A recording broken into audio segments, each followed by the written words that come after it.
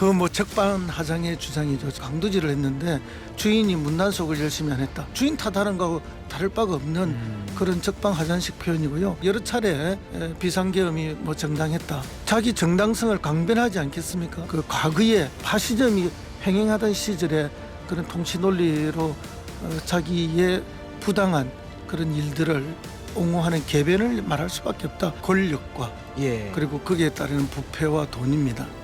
그 모든 게이트의 핵심이다. 그래서 김건희 여사를 통해서 가장 큰 영향력을 발휘한 사람은 명태균이다. 심지어는 윤석열 후보의 고개를 이렇게 옆으로 흔드는 그 소위 이제 도리도리 현상이라고 하는.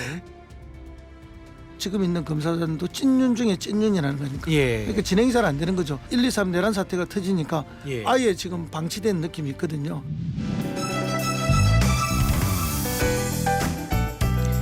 1.23 계엄 직전에요. 뉴스만 틀면 나왔던 이름 석자가 있습니다. 바로 명태균이죠. 12.3 계엄 이후에 명태균 씨가 윤석열 대통령에게 보낸 옥중서신을 보면 본인을 대역죄인이라 표현을 했습니다. 과연 그 대역죄인이라는 말이 국민을 향한 것인지 아니면 다른 누군가를 향한 것인지 오늘은 더불어민주당 명태균 게이트 진상조사단의 허성무 의원님 모시고 이야기를 좀 나눠보겠습니다. 의원님 안녕하세요. 네, 안녕하세요. 반갑습니다. 아침 일찍 이렇게 나와주시느라고 네. 감사합니다. 참 뭐 명태균이라는 이름 참 국민들의 뇌리에 아주 깊이 박혀 있을 거는 같은데요. 우선 명태균 이슈 가기 전에 또 지난 주말에 있었던 일 한번 먼저 여쭤보고 들어갈 텐데요. 지난 주말 그러니까 일요일이죠. 서울 서부지법에 폭도들이 좀 난동을 부려서 굉장히 지금 국민들이 좀 충격에 빠져 있는 그런 상황인데요. 우선 이 사건을 좀 의원님은 어떻게 보셨습니까? 이제 폭도들이 난동을 부린 걸 폭동이라 그러죠. 그래서 폭동을 일으킨 거고요. 그리고 이것은 이제 내란이 지속되고 있다. 저는 그렇게 봅니다. 그 윤석열 대통령이 12.3 내란을 일으켰는데 이 윤석열 대통령이 계속 이게 그 내란을 부추기거나 또는 정당화하는 발언들 메시지를 내보내면서 애국 시민들을 격려하고 이렇게 하면서 이제 사실상의 핵심 배우가 윤석열 대통령이죠. 그래서 그것이 이제 반복되고 있다.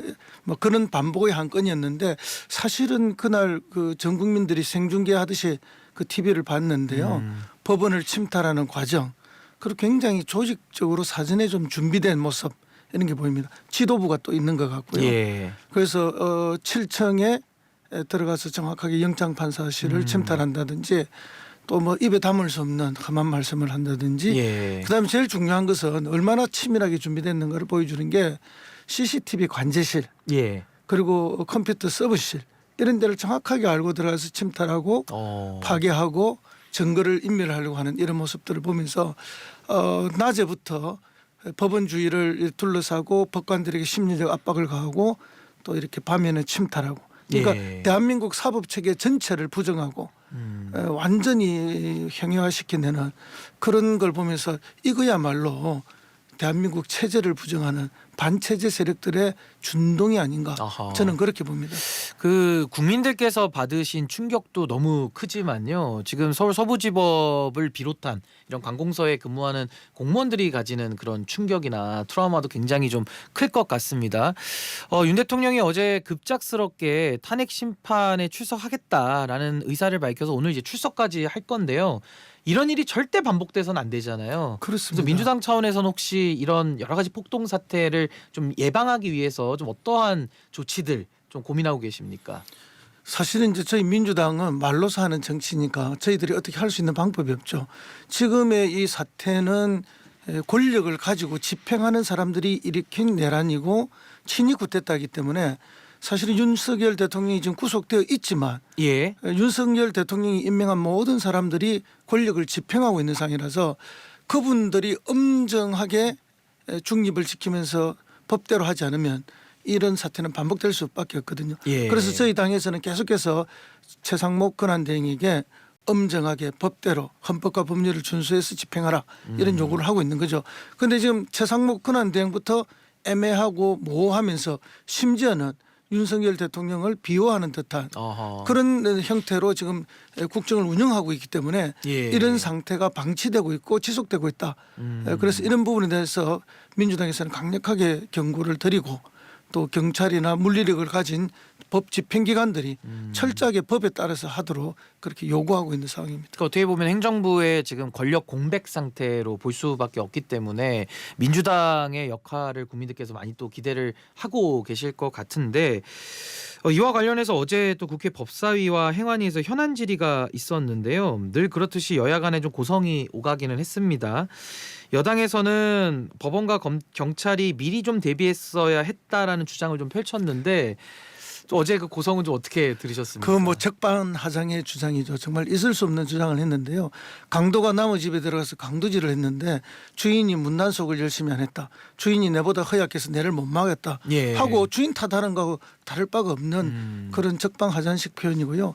이거는 책임 있는 집권 여당 내지는 정치인들로서는 도저히 해서는 안 될 말이죠. 바로 이런 말들이 바로 이런 폭동을 부추기고 아하. 선동하는 거 아니겠습니까? 이런 정치인들은 이제 대한민국 정치에서 퇴출돼야 된다.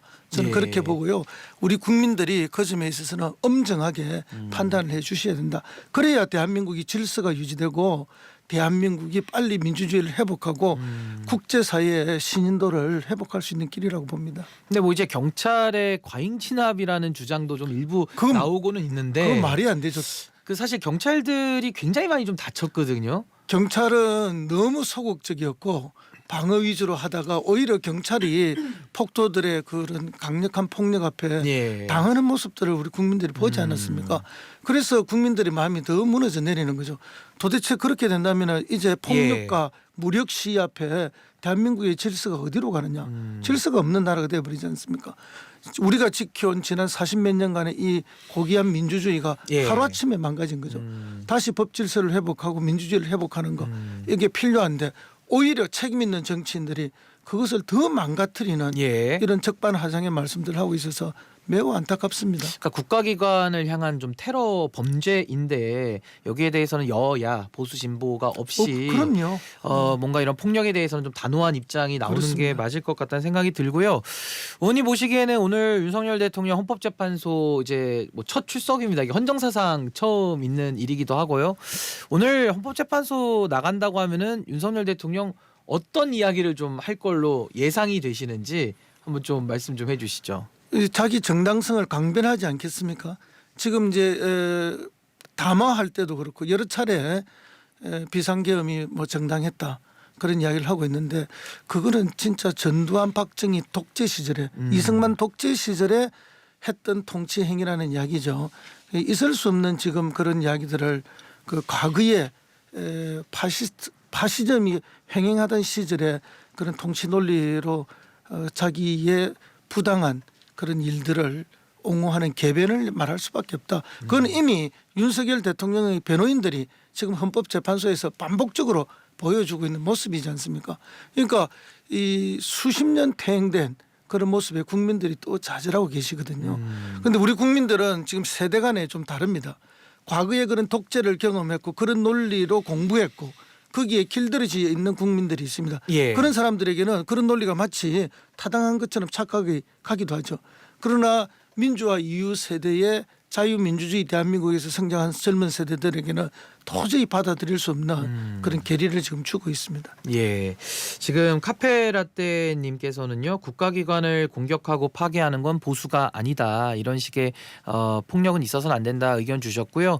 현자의 돌림께서는 경찰은 너무 무기력했고 경찰관이 많이 다쳐서 피 흘리는 모습을 보고 이틀 동안 우울했어요. 헌법재판소도 테러를 당할까봐 너무 걱정이 됩니다. 이제 국민들께서 걱정을 많이 하고 계십니다. 그렇죠. 사실은 그날 서부 법원에서 그렇게 하시던 분들이 헌법재판소로 옮겨가서 헌법재판소 담당을 또 넘었다는 거 아닙니까? 예. 그러니까 우리 국민들이 걱정하실 수밖에 없죠. 그러니까 좀 미리 좀 만전을 기해서 다시는 이런 불상사가 있지 않도록 관계 당국에서 좀 최선을 다해야 되지 않을까라는 생각이 들고요. 좀 주제를 바꿔서 명태균 게이트 좀 오랜만에 좀 네. 질문 좀 드리도록 하겠습니다. 사실 이 12.3 계엄 전까지만 해도 이 명태균 정국이다 해서 거의 뭐 블랙홀 수준으로 모든 이슈를 다 빨아들이기도 했고요. 또 특히나 뭐 국민의힘 쪽 의원들이 좀 많기는 합니다만은 그래도 이런 좀 영남 지역에서 활동했던 뭐 창원을 중심으로 해서 활동했던 많은 정치인들과 직간접적인 관련성을 맺고 있다 해서 많은 주목을 좀 끌었는데 의원님께서는 지역구도 창원이시니까 또 예. 잘 아실 것 같은데 이 명태균 게이트의 본질이라고 할까요? 핵심 내용 좀 어떻게 이제 와서 좀 평가를 하십니까? 권력과 예. 그리고 거기에 따르는 부패와 돈입니다. 음. 그 모든 게이트의 핵심이 다 그렇습니다. 그런 이제 권력은 보수든 진보든 예. 반드시 권력이 창출되고 나면 내부에 또 권력 투쟁이 생깁니다. 권력을 창출하는 과정에서 후보일 때 대선 과정에서 명태균 씨가 굉장히 불법적인 개입이 많았죠. 특히 예. 여론조사라는 걸 통해서. 그리고 그 과정에서도 인사 개입도 생겼고요. 그리고 이제 후보가 되고 난 뒤에 대선을 하는 과정에서도 생겼고, 그리고 당선되고 난 이후에 공천을 둘러싼 또 개입들이 있는 거죠. 이 모든 과정마다 권력이 창출되는 과정에서 예를 들면 김건희 권력과 또 친윤 권력 친윤 핵심들의 뭐 권력, 윤핵관이라고 하고 윤핵관들이죠. 불리던. 예. 이 두 권력의 충돌이 있었고 또 그 권력들의 충돌 속에서 마지막에 명태균 씨가 소외되면서 결국은 이 문제가 다 튀어나오게 된 것이다. 저는 그렇게 보고 있습니다. 그러니까 내부에서 이제 뭐 그렇죠. 여러 가지 만약에 있었던 일들에 대해 가지고 만약에 명태균 씨가 권력에서 소외되지 않았고 않았다면 예, 또 김건희 여사를 중심으로 하는 권력들이 이 정권의 핵심으로 계속 작동하고 있으면 더 명태균 씨가 이렇게까지 터뜨려지지 않았겠죠. 예. 예, 그런 면에서 본다면은 내부 권력 싸움에서 소외됐던 아하. 명태균 씨가 결국은 자기들 내부에서 또 돈 문제로 싸우면서 이 모든 것이 터져 나오게 된 거다. 아하. 저는 그렇게 정의합니다. 그렇군요. 근데 검찰이 명태균 씨가 지방선거 예비 후보자들에게 돈을 받은 시점과 장소를 좀 특정했다고 그렇습니다. 하는데요. 어떻게 나왔습니까? 예, 이게 이제 그 지난 20일 어제죠. 그 준비기일 재판 준비기일에서 예. 명태균 씨, 그다음에 김영선 전 의원, 그다음에 김태일 씨 이렇게 이제 재판을 하는 과정에 공소장에 이게 다 나와 있는데요. 그거 보면은 2021년 8월부터 2023년 뭐 3월까지 이렇게 해서 7차례 네. 돈을 2억 4천을 받는데 예를 들면은 경북 고령에 있는 자동차 대리점 아하. 그 대리점에서 받고 또 성주에 있는 별장에서 받고 이렇게 해서 7차례 나누어서 2억 4천을 수수했다고 장소와 예. 시점이 정확하게 특정되어 있습니다. 구체적으로 예, 밝혀져 그렇습니다. 가고 있다는 그 누가 말씀이시고요. 받았는 것까지 또 받으러 간 사람은 또 명태균 지시에 의해서 갔다 그러고 아하. 또 명태균 씨는 나는 그렇지 않았다고 지금 주장하고 있어서 예. 재판 과정에서 진실이 다 드러날 거로 봅니다. 아 그렇군요. 근데 민주당에서 명태균 씨가 보수 유튜버 부탁을 받고 국민의힘 싱크탱크인 여의도 연구원에 인사청탁을 했다라는 의혹을 제기하면서 관련 녹취 파일도 좀 공개를 했다고 알고 있습니다. 그렇습니다. 명태균 씨가 자기 지인하고 통화하는 과정에서 예. 고 박사가 나한테 그게 그 저기 여의도 연구소 좀 자리 좀 달라 뭐 이런 식으로 이야기를 하니까 그래서 자기가 줬다. 그래서 자문위원 등 10여 명을 챙겼다. 이렇게 이야기를 한 거죠. 예. 네, 그러니까 이제 명태균 씨의 영향력이 어마어마했죠. 그러면 명태균 씨가 그런 영향력을 발휘하려면 적어도 여의도 연구소 소장 예. 그리고 여의도 연구소 소장한테 영향을 발휘할 수 있는 최고의 권력 예. 이게 있어야만 가능하지 않습니까? 예. 그렇기 때문에 이제 지금 여의도 연구소 소장도 그때 있었던 소장 이야기도 다 나오고 있고 그러니까 여의도 연구 원장과 원장이죠. 그 여의도 연구 예. 원장의 인사권을 갖고 있는 당시 당 대표, 그렇죠. 아마 이제 이준석 예. 당시 당 당 대표로 대표 보여지는데. 또는 뭐 대선 후보 예. 뭐 이런 분들과 다 연관이 돼야만 아하. 그 영향을 미칠 수 있지 않습니까? 그래서 이제 그 관련성들이 다 드러나고 있는 거고요. 심지어는 그 윤석열 후보의 그 고개를 이렇게 옆으로 흔드는 그 소위 이제 도리도리 현상이라고 하는. 예, 그 예. 같은 경우에도 이제 부동시다. 아하. 부동시 때문에 생겨난 부작용이다.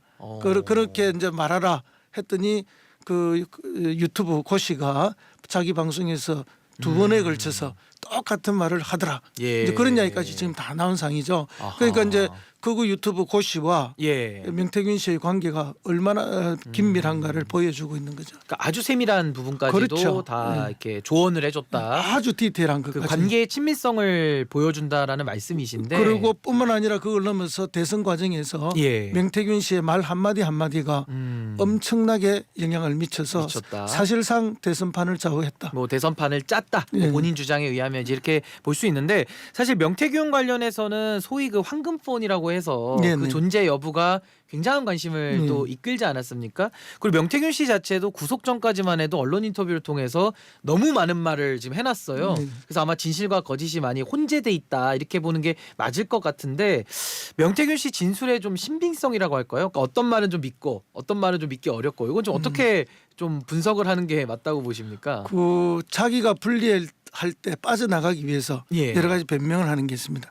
그게 이제 관점을 완전히 달리하고 그렇게 해서 거짓말을 하는 경우는 있다고 그러니까 봐요. 자기 불리한 예. 거는 거짓말로 예. 하고. 근데 예. 이제 사실관계는 있는데 네. 그것을 오히려 이제 전도시켜서 거짓으로 말하는 그런 거죠. 예. 그래서 자기 유리한 쪽으로 해석을 해서 말을 하는 그런 네네. 게 있고 그 위에 나머지 모든 사실은 사실이라고 봐야 되죠. 그러니까 명태균 씨의 진술도 자기 불리한 걸 뺀 나머지는 거의 사실에 사실로 봐야 부합할 됩니다. 가능성이 높고 그렇죠. 거기다 이제 뭐 황금폰이라든지 다른 증거들이 나오면 이제 진실 규명이 좀 가능해지겠네요. 그렇죠. 그게 이제 그 황금폰이든 또 자기가 사용했던 컴퓨터라든지 이런 것들을 포렌식하면서 이미 사실로 예. 다 드러나고 있지 않습니까? 그리고 또 내부자들 뭐 강혜경 씨나 이분들의 증언이 있잖아요. 그렇습니다. 그분들이 또 직접 그분들이 경험한 부분들. 정언도 있고 그분들이 명태균 씨하고 통화하면서 녹취해 놓은 것도 있고 아하. 거기서 이제 다 드러나고 있죠. 그래서 이제 조각들을 좀 맞춰보고 그렇습니다. 있는 이제 그런 상황인 것 같은데요.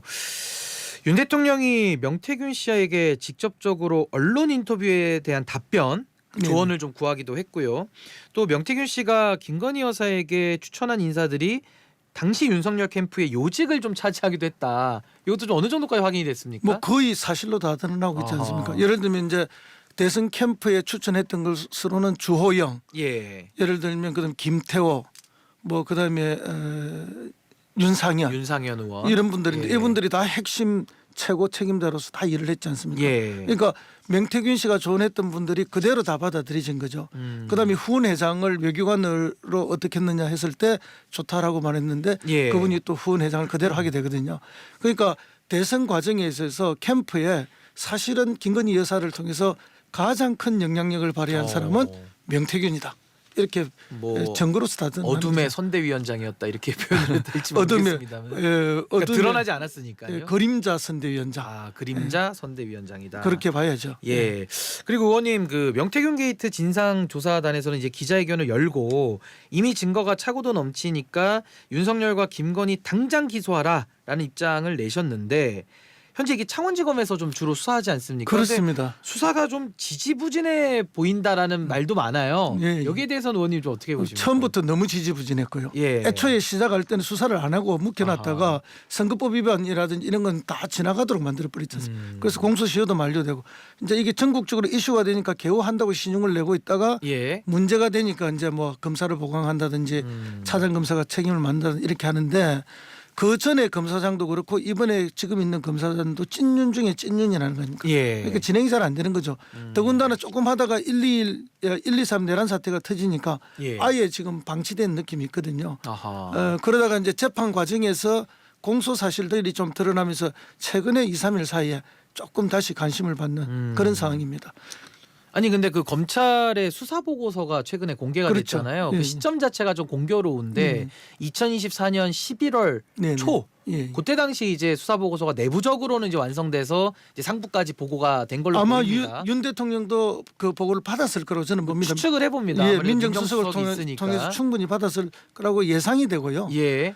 그래서 이제 사실은 그 명태균의 황금폰에 대한 게 이제 결정적인 사유가 되는 거죠. 네. 왜냐하면 명태균 변호사가 민주당에 주거나 시민단체에 주겠다 이렇게 말을 해버렸지 않습니까? 예. 그렇게 되면은 그 내부 보고서가 은밀하게 자기들만 알고 있는데 밖으로 이제 공개되는 것과 마찬가지가 돼버리고 숨기려고 했던 증거나 증언들이 다 튀어나오게 되니까 예. 윤석열 대통령이 굉장히 압박감을 받은 것 같아요. 거기 이제 계엄 선포 한 달 전입니다. 예, 예. 시점적으로는. 예. 그래서 이제 뭐 그때부터 계속 도저히 이런 상태로는 안 되겠다. 비상계엄 이야기를 주변에 더 많이 했다는 전언들이 나오고 있지 않습니까?